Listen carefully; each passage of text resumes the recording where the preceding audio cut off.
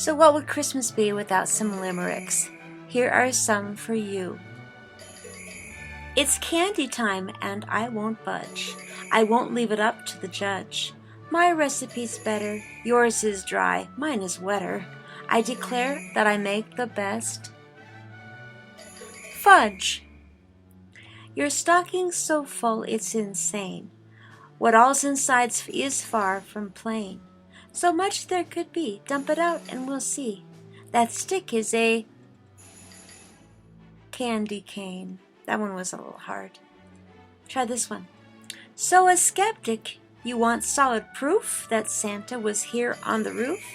Climb the trellis, you'll know, for right there in the snow are prints from each reindeer.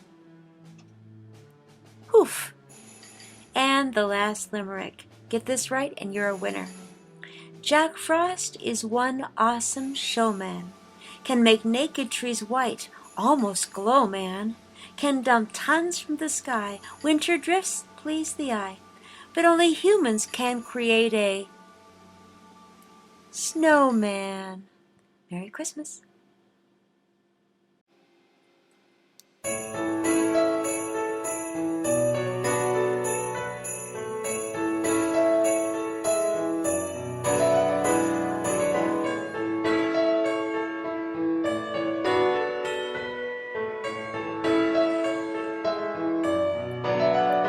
I get goosebumps when I hear the songs, and I always want to sing out strong, because Christmas is coming, the guitar's strumming, my fingers are drumming in tune.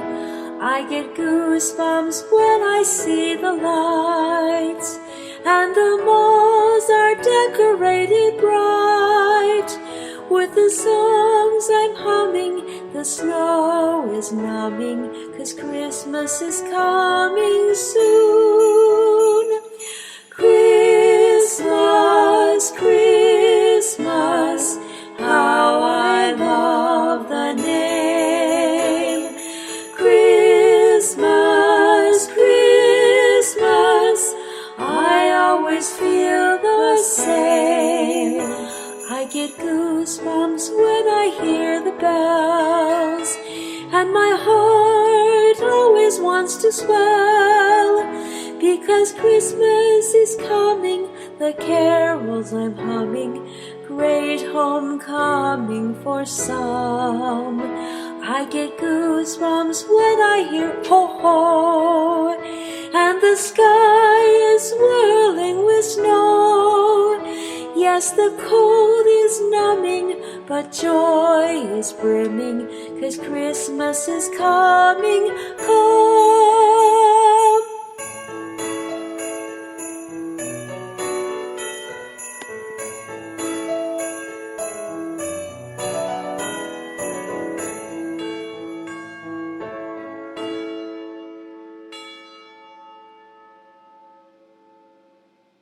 This is the magical holiday story of the holiday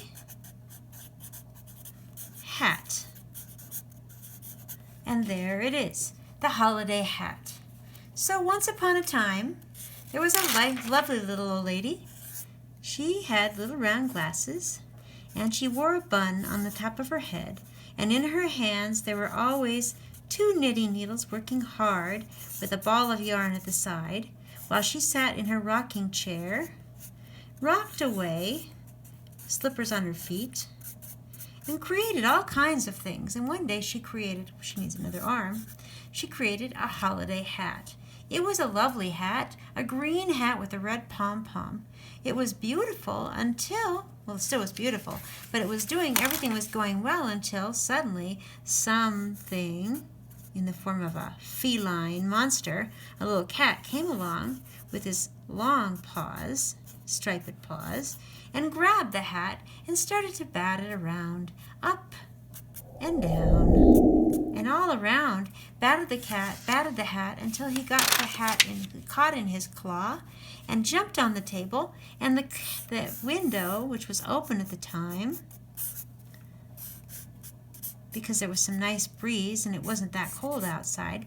The hat, there's the cat watching the hat with his tail hanging off the table, on the top of the table, saw the hat go boom, out the window, and down it fell.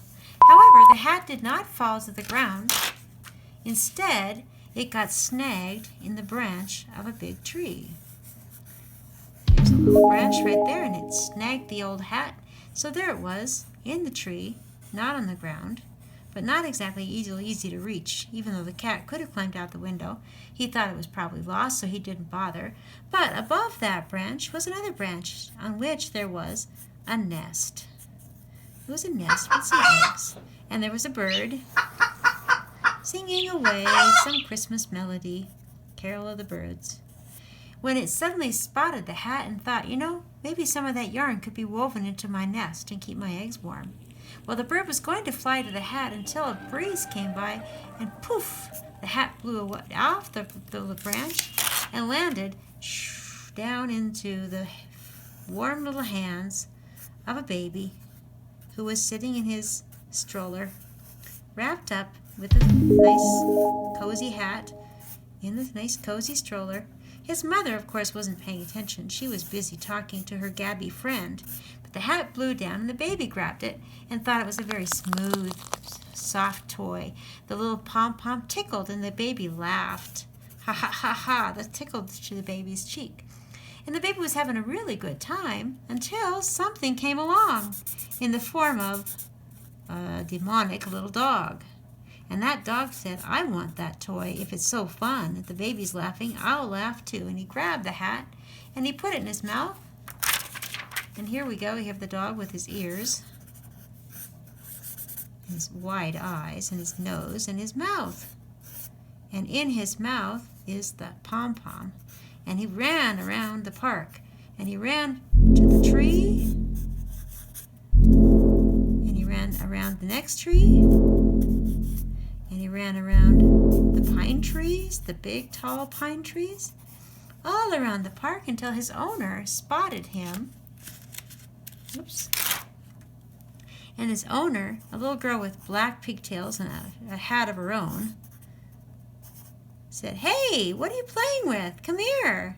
And she yelled and she called at her dog, who was running like crazy around the park, and she wanted him to come and bring that whatever he was playing with to her. So the dog, even though he still didn't immediately directly come, eventually came to the girl, and she took the hat, and she said, Oh, this is a nice hat. So she took it home. She was thinking of washing it. Here she is thinking. There's her little braids. And now she's taken off her own hat, and she thought, well, I could put it on, but who knows where it's been, especially when the dog played with it. So she stood in her little striped dress with the hat in hand, thinking, what should I do? I could wear it, or I could wash it and wear it, or I have a better idea. So she put on her snow clothes and went outside again, because in the yard, just a few hours before, she had made herself a little snowman. And it was a snowman with coal eyes, and it had a carrot nose, but it was a very small carrot. Wasn't much, just a little bit of orange on her nose, but not much color at all. And some raisins for the mouth. And it was a rounded snowman, had a little bit of shadow, had some branches for the arms. And all she could find for his gloves were black mittens that were rather dull, not very much color. And she did find a scarf, but it was black and white stripes, so it didn't have a lot of color. And she decided that while that snowman was out in the yard, a decoration for Christmas, she would put that green hat on him, and now he looked like a Christmas snowman. Much, much better. And as soon as she put the hat on, a few flecks of snow began to fall, and making the whole snowman and the whole scene look so much more Christmassy. And so she decided she would do one more thing. Here's the back of her head, got out her paints. Here's her striped shirt. She's in the house now because she couldn't do this outside. And she got her paintbrush, and she painted a sign that said, Merry Christmas.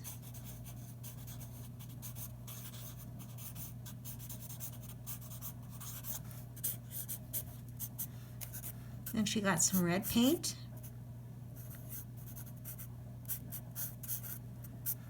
And on her table. And she painted the sign red. Merry Christmas. She wasn't really particular, so she didn't do a really neat job, but she got a little red paint all over the place, but there was the red can of red paint. And then the snowman, the happy snowman, outside with his green hat, had a lovely sign that said Merry Christmas. Let's make it look like a sign. And so, whoops, we got to see his face. So, that's our message for the day. Merry Christmas to you.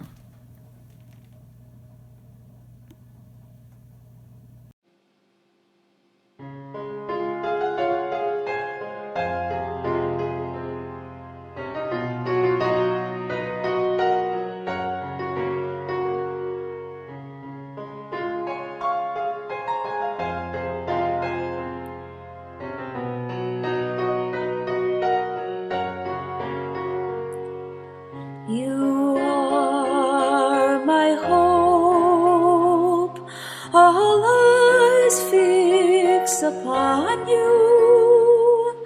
I close them, remember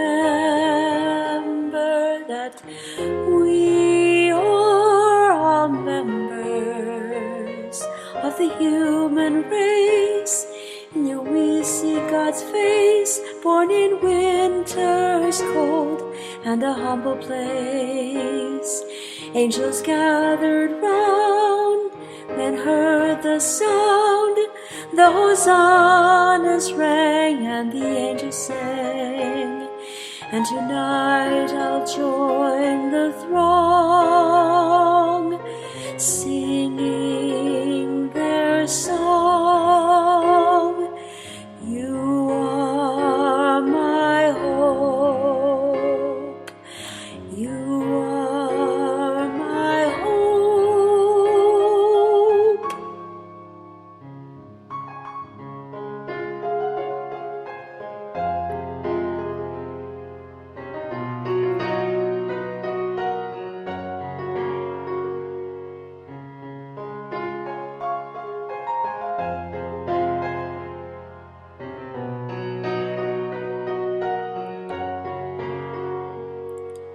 You are my hope. I'll believe, waver never, whom the world needs to cope, and the promise of forever. Feeding box was your cradle in the lowliest stable, an unlikely friend coming to defend. That men would be afraid, fears be overlaid.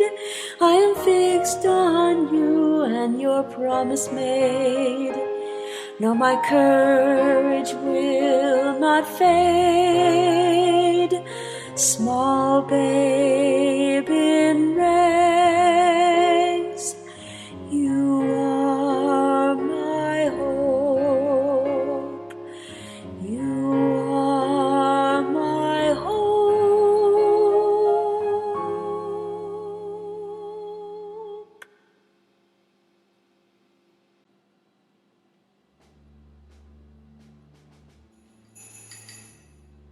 I recall a wintry day a few weeks before Christmas. I'd gone to my Grandma Lucy's house to spend the afternoon making candy and playing a card game, Rook. We were listening to a Johnny Mathis Christmas album. I was feeling quite domestic in the apron that Grandma had embroidered by hand. Our afternoon project was to make divinity, always a favorite at the Egan Christmas gatherings. Grandma Lucy did not make it from scratch anymore. She'd discovered it was easier to use a fluffy white frosting mix. Paula, run down to the storeroom and see if you can find a box of frosting mix. Look for the blue box with the red spoon on the top. It's Betty Crocker.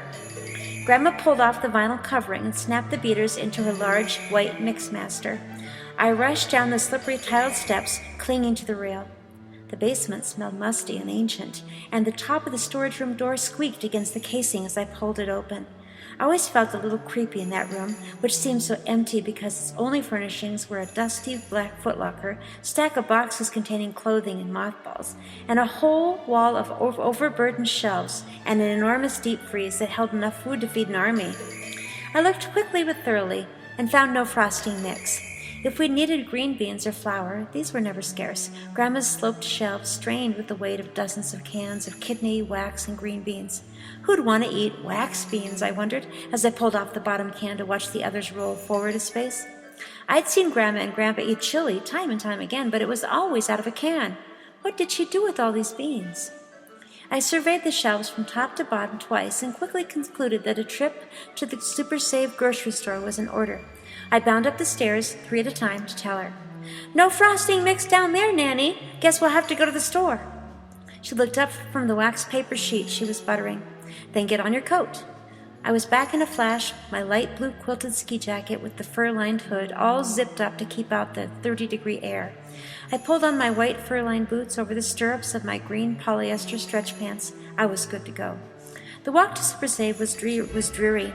Pockets of old snow clung to branches of juniper bushes, and the street was dry but bordered with crusty ice. It wasn't all that cold, but the Montana breeze hit my cheeks sideways from the north, so I walked quickly. Grandma had a hard time keeping up, but then again she was not as eager as I was to get to the store.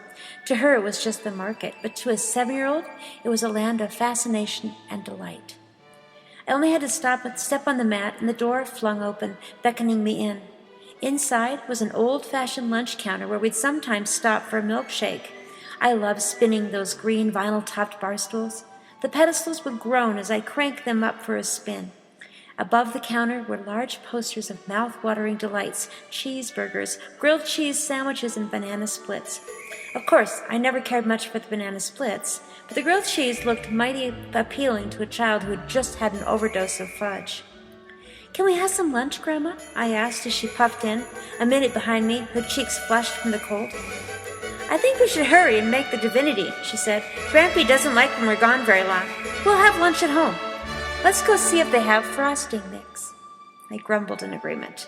After all, I could always have a bowl of chili back at Grandma's, and she did have homemade bread.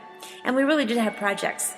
We could do lunch at the counter another day, because I'd be back for a lot of other holidays. As we headed to the baking aisle, we passed a pyramid of boxes labeled candy canes, mint leaves, and holiday taffy. I had never seen so much candy.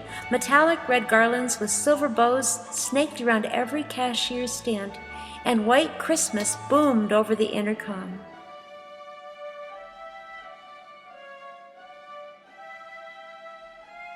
The store was crowded. Apparently lots of folks were baking this Saturday because the baking area was especially cluttered with carts brimming with dates, flowers, cans of squirting frosting, shakers of sugary sprinkles. Obviously, everyone had their favorite recipes to follow. At home, we held our standard peanut blossoms with Hershey Kiss centers, spritz, Mexican wedding cakes, and when Mom was ambitious, cinnamon gems. I always wondered why we rarely used cookie cutters in our Christmas cookies. My friend Tracy's family would spend a whole Saturday making over 12 dozen glazed stars and ice-coated candles. I suspect Mom didn't like the mess of rolling out the dough, and she knew the longer our cooking projects took, the more dough that my sister and I would consume. Grandma was less a cookie smith than a candy crafter. She made scads of fudge she'd store for months, and you could sneak down to that dark storeroom in the middle of June and find a tiny tin tucked in the corner of the fridge and have a mouthful of holiday memories in a square of nutty fudge. Her fudge was wonderful, especially when eaten out of context in the summer. Fortunately, we came when we did because there was only one box of Betty Crocker frosting left on the store shelf. I swooped it from the shelf and led the way to the festive checkout stand. "Find everything all right?" Grandma pulled out her coin purse and from the inside pocket of her brown ski jacket, paid the 95 cents while I pulled my hood back on, ready to brave the brisk wind and get to Grandma's kitchen. As we neared the door, he caught my eye. A store Santa. He waved, and I knew I was obligated to stop. "Hold on, Grandma," I whispered. "Why, of course. We have time for that, dear. Go ahead." Grandma gave me a little push from behind, and though I felt very silly and much too old, no one else around me seemed to be very curious or even watching. "Hello, little girl," he said, and patted his knee. "Come on up here and tell me what you want." Super Save sometimes had quite authentic Santas, but this one had thick, square glasses, and he looked more like Arnold Skog, the senior high Sunday school teacher from my church. Before I had the chance to step out of his reach, the Santa reached for my elbow and lifted me to his lap. I didn't think the humiliation could get any worse. Then he tickled my dimple and said, "So, what do you want for Christmas, little lady?" Here I was, a borderline 8-year-old, who'd wrapped my Christmas gifts all by myself and even made a batch of fudge all alone. Here I was being treated like an incompetent preschooler. I thought it couldn't get any worse when, snap, his elf, who looked a lot like the lady who usually works in the bakery but today was decked from head to toe in green, snapped a Polaroid shot. Grandma Lucy held it, smiled while I was interrogated. "So what does the little girl want for Christmas? Have you been good?" "Oh, yes," I replied, like a dumb, chatty Kathy doll. I should have shocked him by inventing a horrible crime or something else to tell, but I wasn't brave, and Grandma seemed to be enjoying the moment. But just as she was turning over the photo to write the date on the back, her neighbor, Ellen Bacon, came from behind and tapped her shoulder. Thus began the conversation that kept her from hearing my next few words and gave me the freedom to be a bit sneaky and creative. I was contemplating how I might get back at this Santa for patronizing a big girl like me when I heard, "Maybe you want a doll, ice skates, a tea set." "A tea set? Who did he think I looked like, the Queen of England?" I had to think fast. I had to give this imposter the message that his disguise wasn't good enough, his breath needed freshening, and I was not the 4-year-old, a ninny, but I was the discerning second grader aware of how the whole Christmas thing worked. So I launched a scheme that would rock the family for more than 3 decades to come. "I'd like a jicabone," I said. "A jicabone," muttering the first nonsensical word that came to my head and trying not to giggle after saying it. What?" he said, bewildered. "You know, a jicabone. That's what I would like, and it's all I want this year, Santa." I squirmed forward, hopped down before the confused actor could plan the next question. I didn't leave him room for questions. "They're very hard to find, you know, but I really want one. My grandma needs my help, so I have to go make divinity. We left Grandpa alone, so I have to go." I felt a little guilty, but I also was amused by his looks of puzzlement. Grandma had finished her chat with Mrs. Bacon, who ruffled my hair like she usually did and asked me how school was. While we exchanged a few words, Grandma went over to Santa, probably to tip him, but also to find out what secret gift I had divulged. She came away looking a bit flustered, but Grandma assumed that she was the one who didn't know what was the newfangled toy the jicabone was. The afternoon sun was fading as we hurried home with the frosting mix, looking in windows to see who had turned their tree lights on. Grandma didn't ask me about Santa, but I knew she was thinking about it and wondering how she was going to find this special toy I wanted. We made the divinity, had some stew, and then Dad showed up to pick me up and drive me home. While Dad and my grandparents chatted in the house, I tried to make a snowman, but the dirty snow was too crusty and uncooperative. We drove home where Saturday night routines waited, bath and hair washing in the tub, and then dinner in front of Get Smart with pink snap curlers in our hair. I was not aware that my invention, the jicabone, was the talk of not only my grandparents, but my parents, and my sister. Everyone was speculating about it. The Huskerdu, the Norwegian ice block maker that had been advertised on TV. Perhaps a jicabone was that. Maybe a jicabone was a Russian slingshot, or maybe it was a game of dominoes. My quick thinking ended up giving my dad several creative projects. It became as popular as the Christmas theme of the Bell Trivet. That's another story.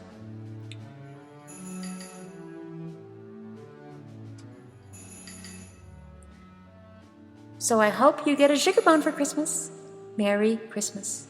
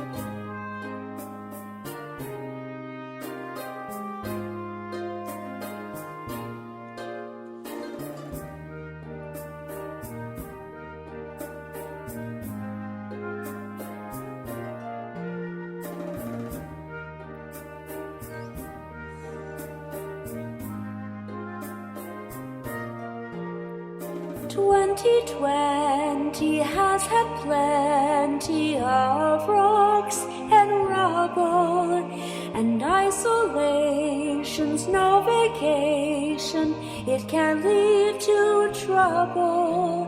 The schoolyard's empty, bare, no laughter anywhere.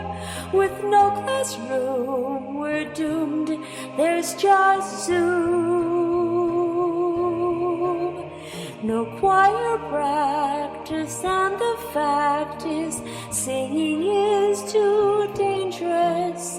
And goodbye church, and so we search the ways to not estrange us.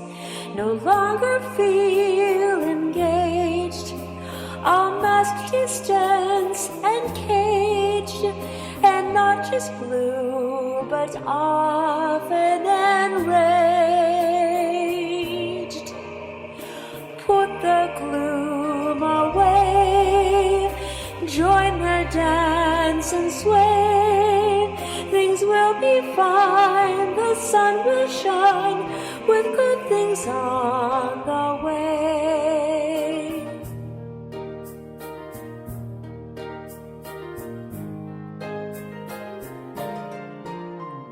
21 will be more fun as soon we can gather.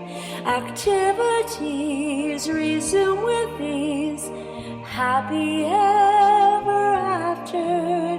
The playground echoes joy as every girl and boy can laugh with glee and be now mask-free. These darker days will pass away, a new sun is shining. No deprivation, just elation, and no compromising. I see the moment when we'll do all things again. The fear will pass, how free we'll feel then. Put the gloom away, join the dance and sway. Things will be fine, the sun will shine. Good things